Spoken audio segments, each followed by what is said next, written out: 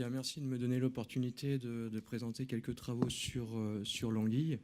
Alors, je vais pas rentrer dans le débat, je m'en sens pas la légitimité. Moi, je suis un modeste, on va dire, chercheur qui a fait des suivis sur l'anguille. Et l'anguille, c'est vraiment une espèce, on va dire, indicatrice. Et donc, j'ai depuis longtemps travaillé sur l'anguille donc européenne qui permet d'établir des diagnostics. Et là, je pense qu'on c'est un besoin qui semble apparent de faire des diagnostics sur cette connectivité longitudinale. Alors, Monsieur Gandalf a parlé beaucoup de saumon. L'anguille, c'est peut-être une espèce encore plus intéressante parce qu'elle est beaucoup moins tolérante d'un point de vue habitat. Donc, on la trouve un petit peu partout potentiellement si les conditions, on va dire, de connectivité le permettent. Alors, si on peut passer quelques diapositives, donc je parle à titre donc, de chercheur de l'UMS Patrinat, mais également en tant que secrétaire du groupe Anguille du Grisam, qui est un groupement d'intérêt scientifique qui réunit des instituts de recherche publique, l'IRCA, l'INRA, le CNRS, le Muséum et évidemment l'AFB. Et notamment à cet effet, il y a eu, il y a 15 jours, des journées Anguille qui se sont déroulées donc, à Rouen. Et pour la plupart des résultats que je vais vous présenter, ces résultats ont été partagés à la communauté scientifique de l'anguille. Voilà.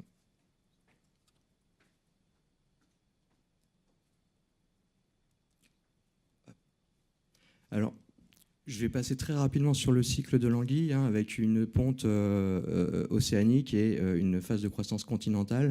Je veux juste rappeler sur ce schéma-là, c'est que le stade de colonisation est réalisé par le stade Civet, le stade Anguillette. Donc c'est à ce stade-là que les jeunes anguilles vont coloniser les systèmes, donc les rivières françaises et européennes.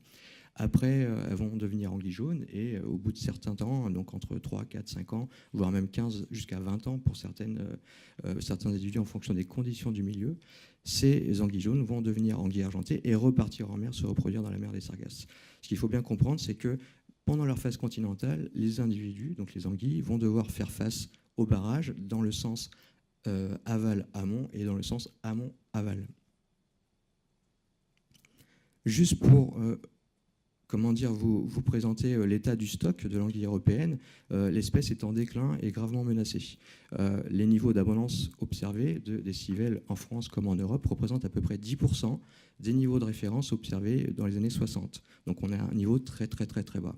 L'espèce est en danger critique d'extinction, ce qui est le dernier niveau, grade, avant l'extinction locale, régionale, voire même à l'échelle de leur distribution. Donc c'est un état très compliqué. Ces causes du déclin sont multiples. Il y a des causes globales qui sont impactantes au niveau océanique, continental, et des causes plus locales sur lesquelles on peut peut-être un peu plus agir, à cause des mortalités indirectes, avec la présence de barrages, puisque quand il y a un barrage, les anguilles vont s'accumuler donc à l'aval de ces barrages, ce qui va provoquer une surdensité des individus, des problèmes de densité-dépendance, des problèmes sanitaires avec des maladies et souvent des mortalités qui sont associées. Il y a également des mortalités directes. La pêche en fait partie, de loisirs aux professionnels, et le turbinage par l'hydroélectricité.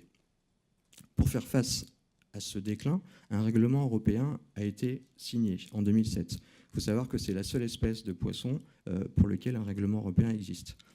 Ce règlement vise à assurer un taux d'échappement d'au moins 40% de la biomasse pristine. C'est-à-dire qu'on a pour obligation dans chaque rivière de faire sortir en anguille argentée, donc en anguille adulte, des niveaux équivalents à ce qui se serait produit s'il n'y avait pas eu d'impact anthropique. Alors c'est un objectif un petit peu compliqué à atteindre, mais en tout cas c'est le cap fixé par l'Europe. D'un point de vue français, ce plan de gestion a été décliné à l'échelle nationale et dans chaque État membre. 4 volets principaux ont été, on va dire, arrêtés. C'est la réduction de l'effort de pêche, donc ça c'est une mesure qui est quasi réalisée, des actions de repeuplement, j'y reviens pas, et évidemment la restauration de la continuité écologique et la réduction de la mortalité par turbinage. Donc si on parle de diagnostic ou de bilan, voici l'état en fait, de la continuité écologique, notamment dans la Loire, qui est un des plus gros fleuves français. Donc les points rouges mentionnent les obstacles qui sont quasiment très difficilement infranchissables, et les obstacles noirs, les obstacles qui ne le sont pas, pour l'anguille. Donc là, ce sont des diagnostics qui sont faits spécifiquement pour l'anguille, parce que l'anguille n'est pas un saumon, elle a des capacités de réaptation que n'a pas des saumons. Donc ça nécessite une expertise spécifique. Ce qu'on voit clairement, c'est que sur l'axe aval, notamment la Mayenne où j'habite, on peut s'apercevoir que tout est en rouge ou en orange, donc c'est pas très favorable. Et ça a des raisons historiques que je ne renie pas, mais ce n'est pas très favorable à la colonisation de l'espèce, donc en tout cas sur ces axes de l'aval du bassin versant de la Loire. Ça, c'est un constat qu'on observe sur la Loire, mais partout ailleurs en France, voire même en Europe, puisqu'on estime qu'il y a à peu près un barrage inférieur à 10 mètres tous les 10 km dans la plupart des cours d'eau européens, et un barrage supérieur à 10 mètres tous les 30 km. Par exemple, la conséquence de ça, c'est que 70% des habitats favorables de l'espèce ont disparu depuis 100 ans. Alors, de grands efforts ont été faits pour restaurer la continuité écologique par la mise en place de passes. Je n'y reviens pas, puisque M. Gandolf l'a très bien expliqué tout à l'heure. Par rapport à l'anguille, on a quand même une notion de l'efficacité de ces passes à anguille. On estime qu'environ 30% des individus situés en aval d'une passe vont emprunter la passe pour accéder aux zones amont, ce qui est relativement quand même faible. Donc, la passe à anguille, c'est quelque chose ou la passe à poisson, c'est quelque chose d'intéressant, mais ce n'est pas quand même un outil qui rend complètement transparent un ouvrage. Il faut bien avoir ça en tête. Et surtout, ça se focalise sur les individus les plus jeunes, les juvéniles, donc des anguilles à moins de 30 cm. On a plutôt tendance à considérer que les ouvrages sont quasiment transparents pour les anguilles en dévalaison, puisqu'ils vont utiliser des crues pour aller vers l'aval. Or, comme je vais vous le montrer tout à l'heure, ce n'est pas tout à fait vrai. La continuité écologique, c'est vraiment une problématique qui est importante au sein de la communauté scientifique à l'échelle nationale. Ici, sur ce diapositive-là, c'est un extrait d'un rapport d'une expertise qui a été menée en 2015 par le GRISAM, qui était sur les ouvrages soumis à marée, qui sont très problématiques dans certaines configurations sur certains sites, puisqu'ils peuvent représenter des obstacles significatifs à la libre circulation des jeunes anguilles. Donc, cette expertise a permis de lister un certain nombre d'ouvrages problématiques, de mettre en œuvre des solutions opérationnelles pour favoriser des manœuvres d'ouvrage qui permettaient d'ouvrir les voies de migration. Si maintenant on passe pour les adultes, pour les anguilles argentées, beaucoup, les anguilles, quand elles sont grandes, elles font entre 40, 50, voire même jusqu'à 1 mètre, elles sont très sensibles à la mortalité par turbinage. On estime que la mortalité par turbinage peut varier entre 20 et 100% en fonction du type de turbine, la vitesse du courant, etc., la vitesse de rotation des pales, etc. Ce qui est important aussi de noter, c'est aussi l'impact cumulé de ces barrages hydroélectriques qu'il faut prendre en compte. Souvent, on cite l'exemple d'une anguille qui part du nord de Lyon, pour ne pas citer le Rhône, et qui a probablement, enfin non pas probablement, mais une très faible chance de voir un jour la Méditerranée au stade adulte, vu la densité de turbines hydroélectriques qu'il y a sur le linéaire du cours d'eau. Alors, il existe des solutions, mais qui ne sont pas toutes opérationnelles. Le pôle recherche et développement d'EDF et bien d'autres laboratoires mettent en place actuellement des turbines octio-compatibles qui consistent donc à limiter la vitesse de rotation des pales et donc limiter la mortalité des individus, mais ce sont des solutions qui ne sont pas encore opérationnelles. Il y a beaucoup de solutions à envisager, il faut être vraiment très inventif et ça demande beaucoup de développement parce que c'est très compliqué. Des autres solutions sont comme les répulsifs ou les exutoires de dévalaison, mais ça ne marche pas très bien. Moi, j'ai contribué personnellement en collaboration avec Philippe Boineau et les pêcheurs professionnels de la Loire et le pôle recherche et développement d'EDF à une de ces solutions qui était de cibler les arrêts de turbinage. On peut très bien dire les anguilles migrent au cours de la crue, ciblant très précisément à l'échelle de la nuit donnée avec un delta de 24 heures avant pour permettre une manœuvre d'ouvrage, ouvrons les vannes, laissons passer un maximum d'anguilles et ça permet déjà de sauver, on va dire, un peu les meubles. Ça signifie pour l'exploitant une perte de production, puisque quand il y a de la crue, il y a beaucoup de production. Donc voilà, tout n'est pas encore parfait, mais il y a des choses qui se sont faites dans ce sens-là. Il reste quand même beaucoup encore d'études et de développement pour que tout ça soit opérationnel. Mais je tiens quand même à souligner que, si je ne me trompe pas, et il y a des gens plus concernés et plus au fait de ça que moi, mais de telles démarches sont en cours, notamment sur la Dordogne, la Garonne, pardon. Pour finir, le message que j'aurais apporté, c'est qu'on a beaucoup parlé de gros ouvrages hydroélectriques. Ce qu'on a présenté, nous, au GRISAM, il y a 15 jours, c'était sur les ouvrages non turbinants, et finalement des ouvrages qu'on considère comme un peu transparents et peu impactants. Ces ouvrages sont nombreux, ils sont de l'ordre de 30 000 en France et 1 million en Europe. Ici, ça c'est la page de garde d'une communication présentée il y a 15 jours, un peu au type provoquant, mais pour vraiment faire un petit peu prendre les choses, comment dire, faire un peu électrochoc, quand les seuils tuent plus que les turbines.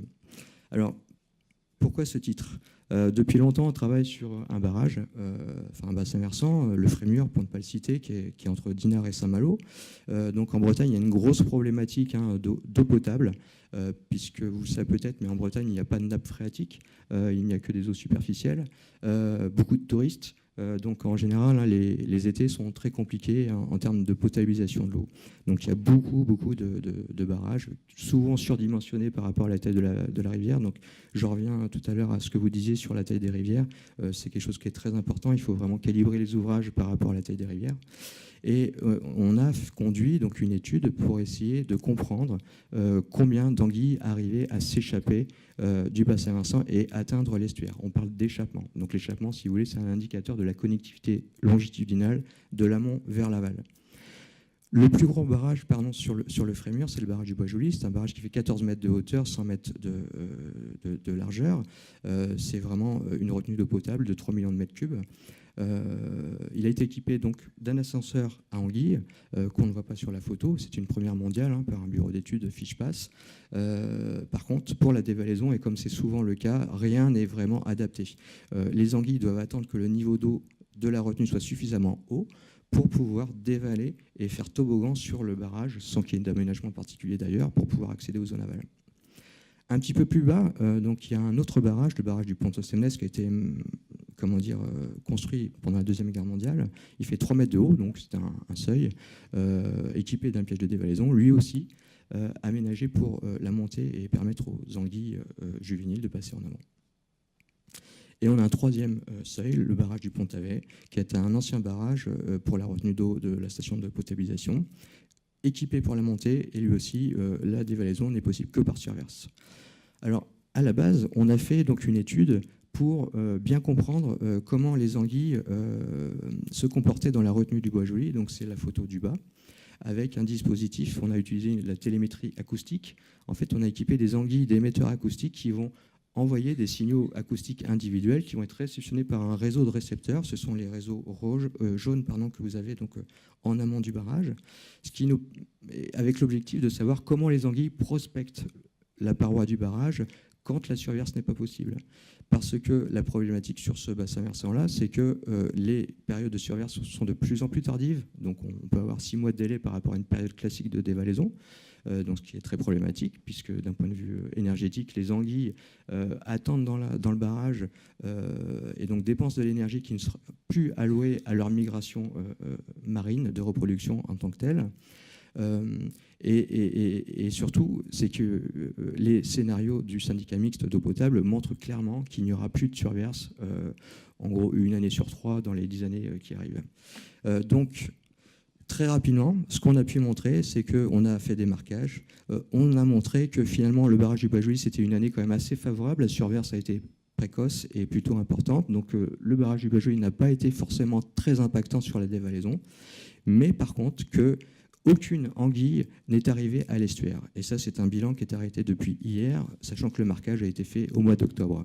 Et les études qu'on mène depuis 25 ans en termes de marquage ou recapture nous montrent que les anguilles qui n'arrivent pas à dévaler, à un moment donné, ont très peu de chances de décaler leur période de migration et de les revoir l'année d'après en migration.